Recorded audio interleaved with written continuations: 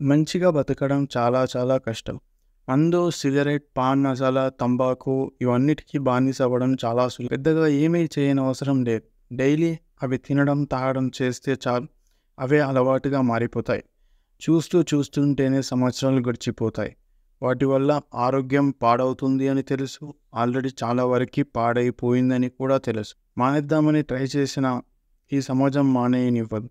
1. వాటితో ఏదో తెలియని సంతోషం కలుగుతుంది. 2. ఈ సమాజంలో ఎక్కడ చూసినా అవే కనిపిస్తాయి.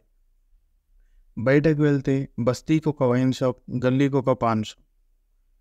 పోనీ ఇంట్లో ఉన్నప్పుడైనా మానేద్దామా అంటే టీవీలలో, ఫోన్లలో కూడా అవే దర్శనమిస్తాయి. అలా అని అన్నీ పక్కన పెట్టేసి ఖాళీగా కూర్చొని టైం వేస్ట్ చేయాలనిపించదు. ఉన్నది ఒకటే లైఫ్, మళ్ళీ మళ్ళీ ఛాన్స్ రాదు. అన్ని సరదాలు ఇప్పుడే తీరిపోవాలి.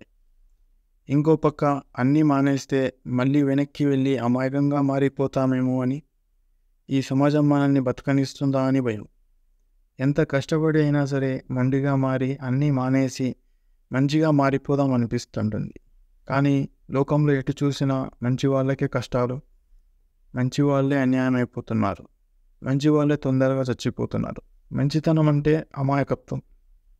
అమాయకంగా ఉంటే ఎవరైనా వాడుకుంటారు, ఈజీగా మోసం చేస్తారు.